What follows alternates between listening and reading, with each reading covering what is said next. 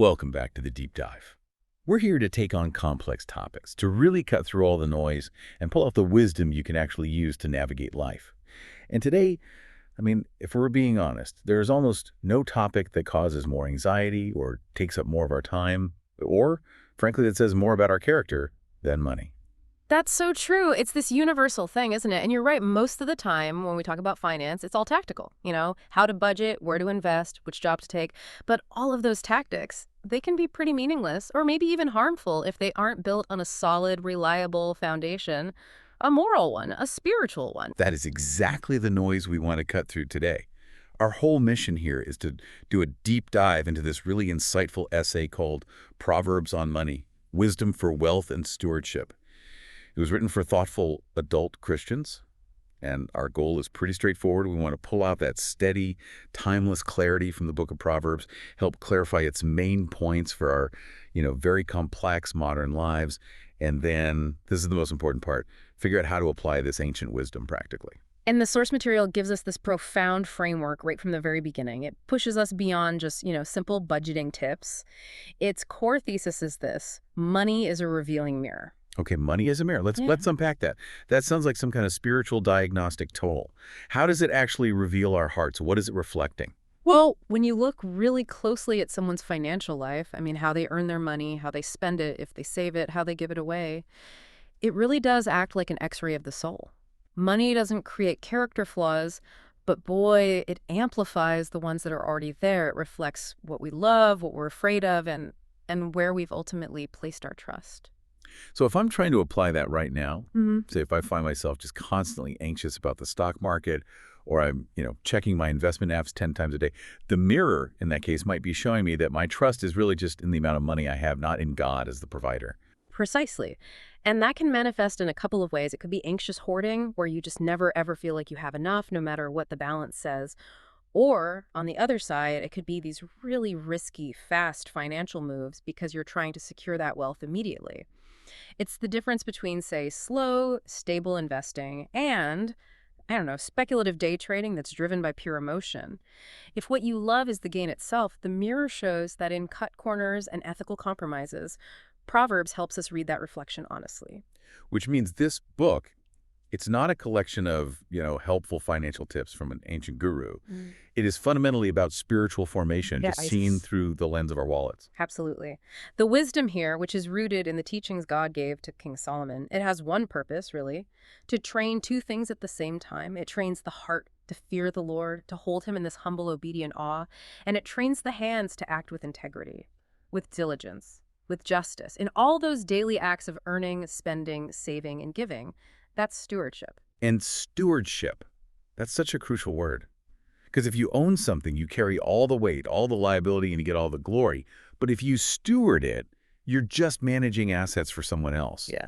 How does framing it that way change the stress we feel around money? It changes everything. It shifts the burden completely. If you're the ultimate owner, all the pressure to grow it, to secure it, it all falls on you. And that leads to this immense stress, sometimes outright panic. But if you're a steward and you're operating under a wise and compassionate owner, well, your job is just to be faithful, to follow the instructions. It's not to guarantee the outcomes. And that perspective, which is rooted in that humble awe of God, the fear of the Lord, it lets you use the resources without being consumed by them. Which brings us right to the master key of the whole book, the one principle that's quoted so often: the fear of the Lord is the beginning of knowledge. That verse is the starting line. It's the necessary premise. If you begin with that deep, reverent awe of God, recognizing him as the sovereign creator, the absolute judge, it just fundamentally reshapes every single financial decision you will ever make. It strips away this illusion that we have autonomous control. It insists that our decisions have to be driven by righteousness and accountability, not just our own self-interest. And what I love is that Proverbs has such a balanced, I'd say, non-ideological view of wealth itself. It doesn't romanticize being poor or just condemn being rich out of hand. That's the nuance, the subtlety of this wisdom. It doesn't flatter wealth, but it doesn't despise it either. It just sets it firmly under God's authority. Proverbs 10.22 is so central here. The blessing of the Lord brings wealth without painful toil for it. What that means is that wealth, when it comes as a blessing from God, it arrives with this integrated wisdom. It teaches you how to use it productively, generously, and it keeps the riches from becoming an idol that ends up using you. It's acknowledging that abundance can be a gift, but it's a gift that has to be handled with incredible caution and wisdom. And the counsel here is so comprehensive. It's not just for pastors or theologians, it's for everyone, in every job. The scope is total because money is total. The sayings apply to your most private decisions in the home, saving, budgeting. They apply to the marketplace, to the legal deals in the courts, to the sweat equity you put into the fields. The book consistently honors that slow, deliberate diligence while it just ruthlessly condemns fraud and reckless haste and oppressing the vulnerable. And that brings us back to the fear of the Lord. The essay reminds us of that essential equalizing truth. No matter your economic status, you stand on the exact same ground before God. This is a foundational ethical statement. Proverbs 22.2 says the rich and poor have this in common. The Lord is the maker of them all. That single truth does something vital in a society. It keeps the rich from becoming arrogant, reminding them their status is temporary. And it ensures the poor keep their dignity, knowing they are just as valued by their Creator. Integrity becomes the ultimate currency. It levels the playing field. That's the perfect transition. To really feel the practical punch of these sayings, we have to ground them in their original world. Before we talk about our stock portfolios, we need to understand their world of city gates and grain stores. So let's move into our first major section, the historical and cultural foundation. Right. The wisdom of Proverbs. It's not abstract philosophy. It's intensely practical. It's rooted in the real lives of a covenant people. That's Israel, learning what it meant to live faithfully in the Promised Land. And when we say covenant people, we just mean a nation whose whole identity, their laws, their success, it was all explicitly tied to their relationship with God and his moral requirements. This wasn't theoretical. It was applied faith for daily life. So if the wisdom is this applied faith, then the scenes have to be really tangible, right? Reflecting that kind of agrarian and commercial life. Yeah. What were the actual settings that made these proverbs so immediate? They were intensely concrete. So picture the city gates. This was so much more than just an entrance. It was the center of everything, legislative, judicial, social. The elders sat there, contracts were made there, judgments were passed down. If you had a financial dispute, you went to the gate. Then you have the fields, where just existing was a constant negotiation with nature. It demanded planning, backbreaking work, and of course the marketplace with physical, handheld scales. Parents were teaching their kids how to navigate these very specific high-stakes places with integrity. What's really remarkable is the connection the essay makes. The Lord who performed the miracle of the Exodus is also the Lord of the daily economy. The God of redemption is the Lord of daily bread. That link just demolishes any separation between sacred and secular. God cares deeply about honesty in trade, mercy for the vulnerable, and diligence in your vocation, your daily work. The source material really emphasizes Proverbs 11.1. The Lord detests dishonest scales, but accurate weights find favor with him. I mean, just think about that. Wisdom reaches right into the most mundane, technical act of weighing out some silver or grain. God's moral law has to govern the economy. And since this wasn't some complex modern banking system, wealth was just tangible goods. Exactly. Wealth was concrete, physical stuff, animals, land, olive oil, grain, silver. And this physical nature, it made stewardship immediately accountable. You couldn't hide behind complicated accounting or financial instruments. How you managed your goods was visible to everyone. They either blessed your community through fair exchange, or they defrauded your neighbor through deception. Proverbs 21.20 says the wise store up treasure in oil, but the foolish just devour it. The physical nature of it all made the consequences of folly very, very visible. This tangible reality. It brings us to the connection between wealth and worship, especially the practices of first fruits and tithes. This wasn't just like a tax payment. It was a profound act of belief. Precisely. In an agrarian society, life was extremely volatile. A single drought, a pestilence, a local conflict, it could wipe out a family's entire livelihood. So when people gave their best portion first, they were staking their physical survival on God's trustworthiness for the other 90%. It was a profound statement. It was saying, my safety isn't in this pile of grain. My safety is in the one who provided the grain. It's a call to dependence, not an attempt to manipulate God. And that volatility is why Proverbs is always navigating between two dangerous extremes: presumption and panic. Life was precarious. You couldn't be presumptuous and just assume the harvest would happen. That's why diligent planning is so heavily emphasized. Proverbs 21.5 is crystal clear. The plans of the diligent lead to profit as surely as haste leads to poverty. You have to work. You have to plan. But the other side of that is the paralysis of panic. You can plan every single detail perfectly, But in the end, the weather or the market, something else can intervene. And that's where the rule of providence comes in. Human plans are good, they're necessary, but they sit humbly under God's ultimate authority. To humans belong the plans of the heart, but from the Lord comes the proper answer of the tongue. It's this blend dedicated, diligent human work combined with humble submission to God's rule. That's the whole framework. It moves us away from trying to achieve absolute control and toward striving for absolute faithfulness. That foundation is so crucial. Now that we understand the setting, let's move into section 2, biblical narrative and poetic contrasts. This is where the wisdom gets visual, using these moral scenes that really stick with you. Right. This is the gallery of scenes. Proverbs isn't one long story, but it uses these short, sharp vignettes to highlight the moments of moral choice that define a person's life and finances. Let's start with a classic image, the tempted youth. So we see this young person, maybe they're new to the marketplace, and they're approached by people offering quick, easy money, probably through some kind of shady, maybe even violent scheme. The warning is existential. Ill-gotten treasures have no lasting value, but righteousness delivers from death. The essay really emphasizes that the source of the wealth determines its stability. Wealth you get unjustly is unstable. It has a built-in time bomb. It doesn't secure your life, it shortens it. That's a powerful message against any kind of unethical gain. Then we see the ethics applied to business, the unjust merchant. Yes, this is a critique of those small daily compromises. We can picture the merchant with two sets of weights, a heavy one for buying from a farmer, a light one for selling to a customer. It's a tiny, calculated fraud repeated over and over to accumulate unfair profit. And Proverbs 20.9 says, differing weights and differing measures, the Lord detests them both.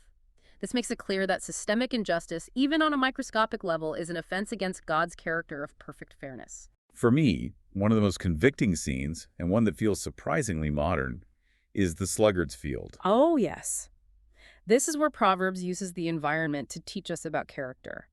A wise person walks past this field, it's overgrown with thorns, the wall is crumbling, and they see a lesson about human nature. Laziness isn't just resting. It's the refusal to do the necessary, sometimes boring work now that secures the future. And the consequence isn't some sudden catastrophe. It's a slow, creeping decay of stability that only becomes obvious when a crisis hits. Exactly. Neglect opens the door to scarcity, to vulnerability. It's this powerful contrast to the diligent little ant in Proverbs 6. The diligent person prepares for winter during the summer. The sluggard who just wants a little more sleep gets immediate comfort, but it's bought at the price of future poverty. Diligence builds resilience. And finally, the vignette that deals with power dynamics, the oppressor. This is a direct warning to those with power. A landlord, an employer, who uses that advantage to squeeze the vulnerable, maybe by withholding wages or charging predatory interest. And Proverbs 14.31 lays out this moral equivalence. Whoever oppresses the poor shows contempt for their maker. How you treat the powerless is always a direct reflection of how you actually view God. These scenes lead us perfectly into these great poetic contrasts, forcing us to redefine what success even is. The first one is righteousness versus gain. The world's metric is the bottom line, right? The final number. Proverbs insist that moral integrity is the real measure. Proverbs 16.8 says, better a little with righteousness than much gain with injustice. If getting that gain requires you to compromise your integrity, your conscience, then the net worth of that gain is actually negative. It moves the definition of success from your ledger to your soul. And that leads directly into a huge modern struggle, the contrast between debt and freedom. The language is so radical, the borrower is slave to the lender. This is where we have to be nuanced, but without watering down the wisdom. Proverbs is framing excessive, irresponsible debt as a form of bondage. It's not necessarily condemning a reasonable mortgage for a home or a measured business loan.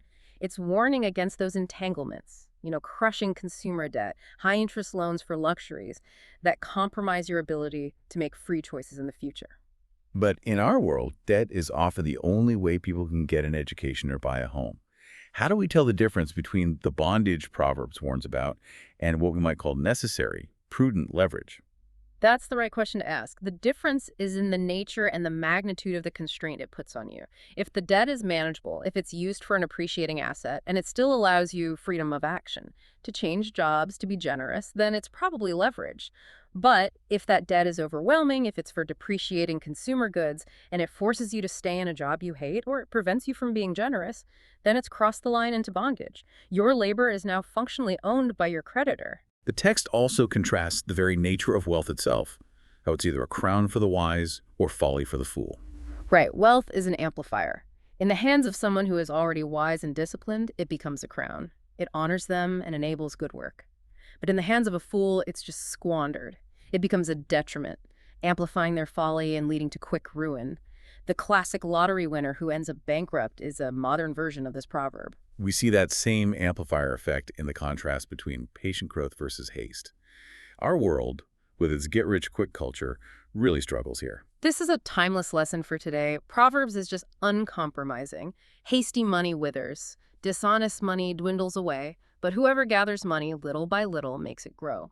This wisdom encourages steady, reliable, incremental growth from disciplined work, not the anxiety-fueled chase for speculative gain. So whether that's a rash bet on a volatile crypto asset or chasing some real estate deal without doing your homework, the wisdom is that bypassing the patient process leads to instability. Exactly. The process is just as important as the result. Patience builds character and durable capital. Haste reveals this restless heart that doesn't trust God's established ways of providing. And finally, the crucial contrast, generosity as life. This is where the wisdom just turns worldly economics on its head. The world says giving is a net loss. Proverbs framed generosity as a principle of spiritual flow. Proverbs 11.25. A generous person will prosper. Whoever refreshes others will be refreshed. It's not a one-way street. The hand that's open to give is also open to receive because it's reflecting the very nature of God. The conclusion here is that success is measured by righteousness, mercy, faithfulness. That's a powerful recalibration. But why does God care so much about a rigged scale or a neglected field? How do these trivial daily choices reflect his nature? Let's move now to section 3.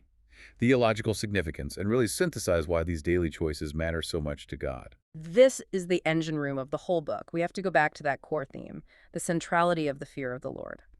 Proverbs 1.7 and 9.7 aren't just nice verses. They are the governing framework that connects our daily economics to God's character. Okay, so if the fear of the Lord isn't dread, but this humble awe, how does it actually help us manage our attitude toward our bank accounts? It acts as the ultimate boundary setter. It automatically dethrones wealth as a rival god. If you hold God in that humble, obedient awe, you cannot simultaneously fear the market or treat your portfolio as your ultimate security. This fear acknowledges God as the giver, the owner, the judge, and it immediately reduces money to its proper place. A temporary tool that we are stewarding. When wealth is dethroned, anxiety loses its power because your security is transcendent, not transactional. And that framework is what gives us the sophisticated two phases of wealth concept. Yes, it's complex because wealth is morally neutral, but it's spiritually dangerous. On one side, it can be a clear blessing from God. The blessing of the Lord brings wealth without painful toil for it.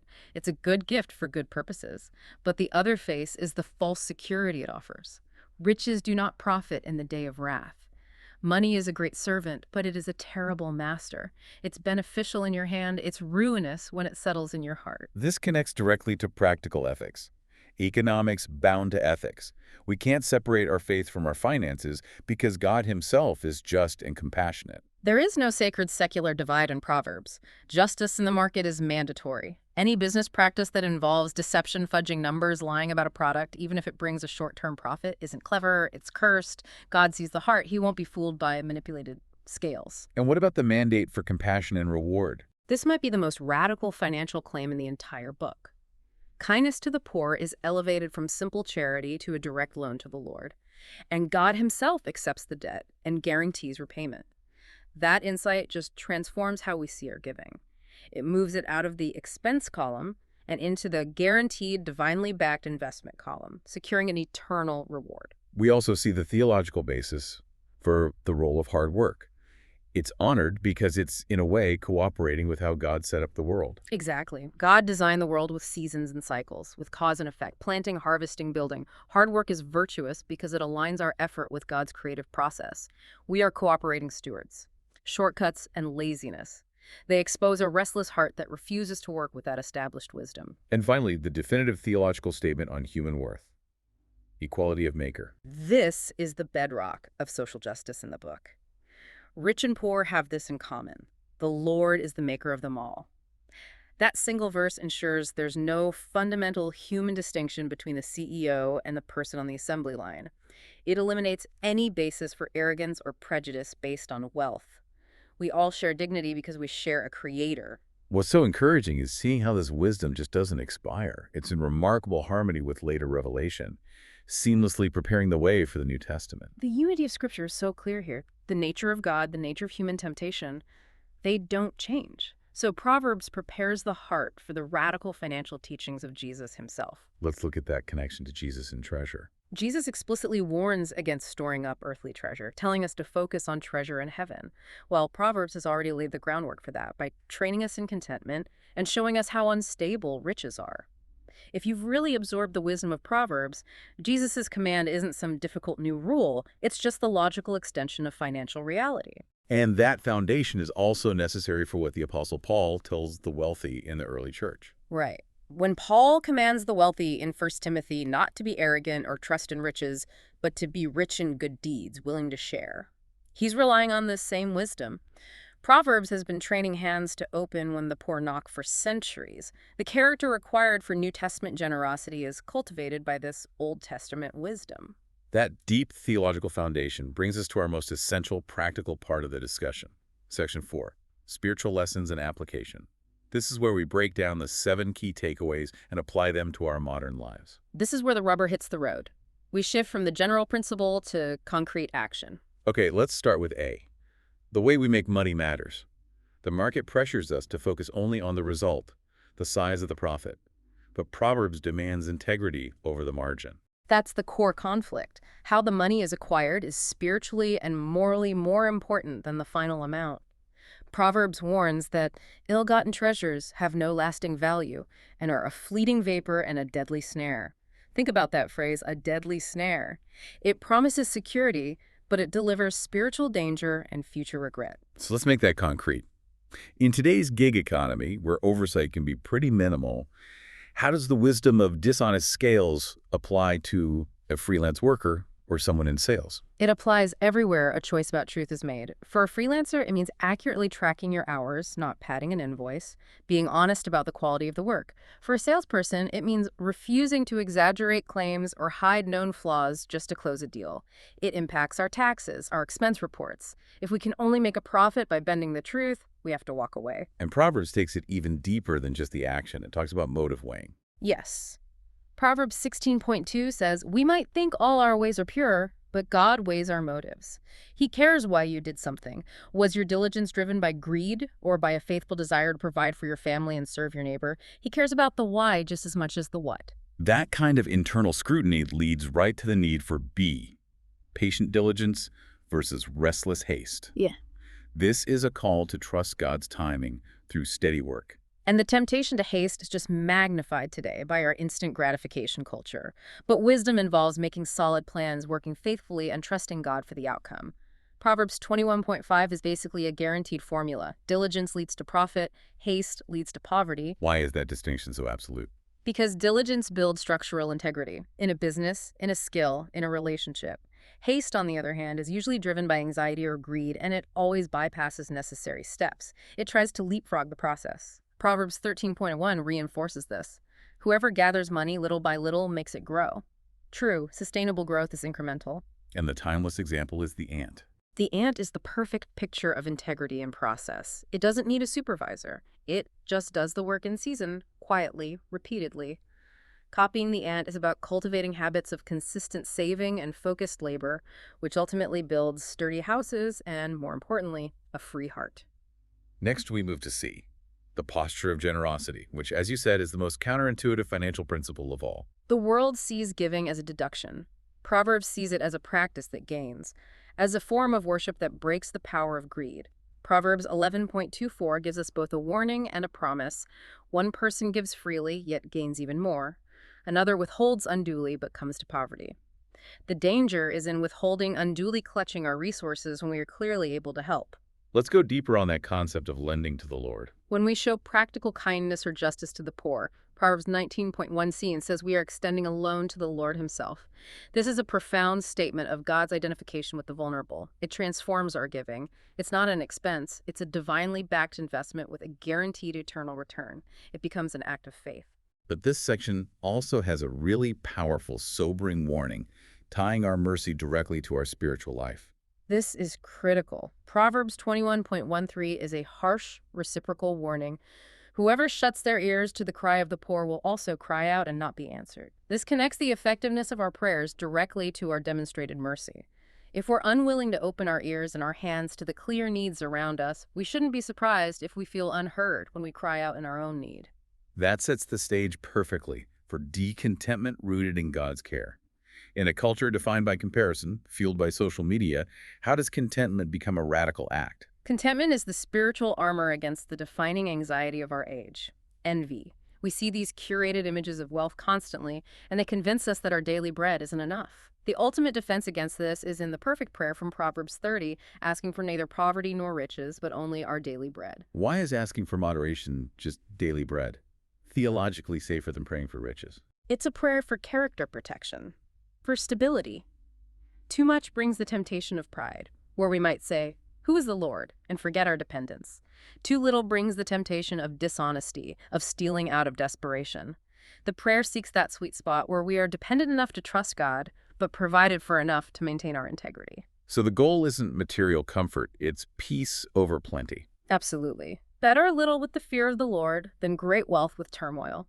The wisdom is always elevating relational and spiritual well-being over just accumulating stuff. Better a dry crust with peace and quiet than a house full of feasting with strife. A peaceful home built on integrity is worth more than a mansion filled with tension. Contentment allows us to see money as a tool, not a savior. Fifth, prudence about debt and presumption. Yeah. This is so essential in a modern economy where extreme leverage is common, even encouraged. We have to hold on to that powerful warning of bondage. The borrower is slave to the lender.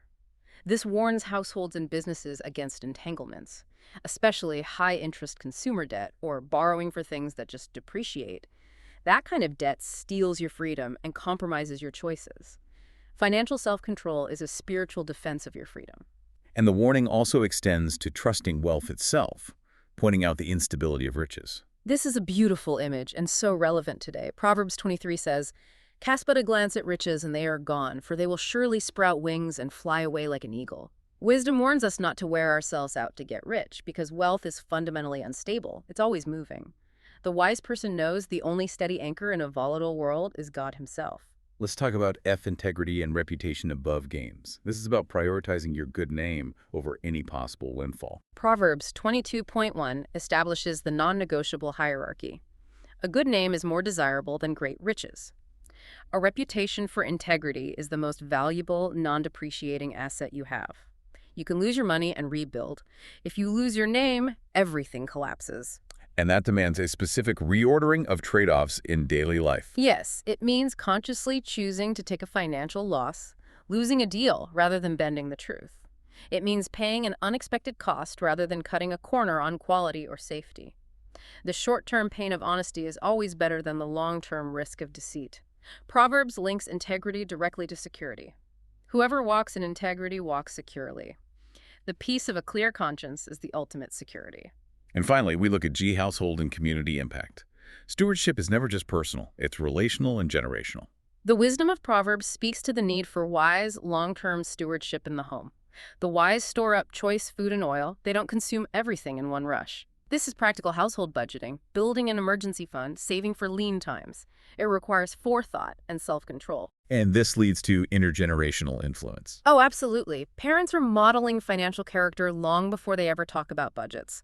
Children are shaped by how they see money handled. Is it hoarded, spent impulsively, given generously? And this influence extends outward.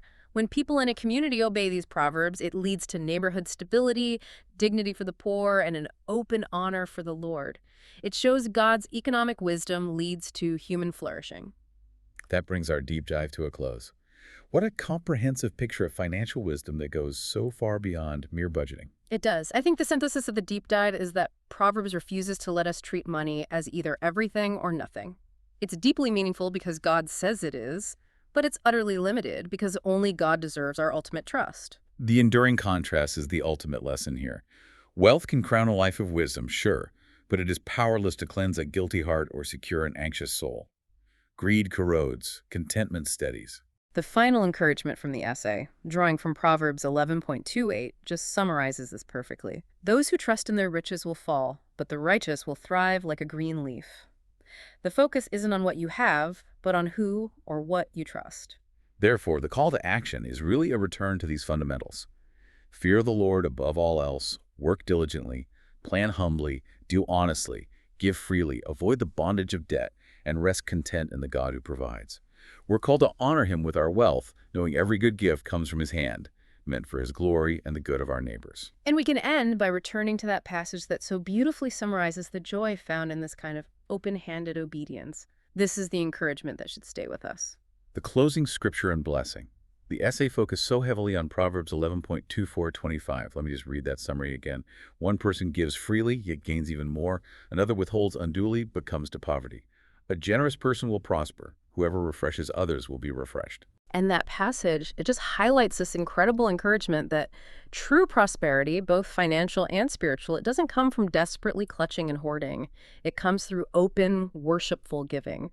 The path to lasting abundance is through generosity, which models the very character of God.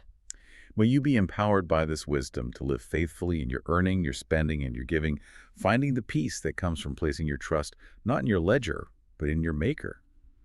Go in wisdom and be refreshed.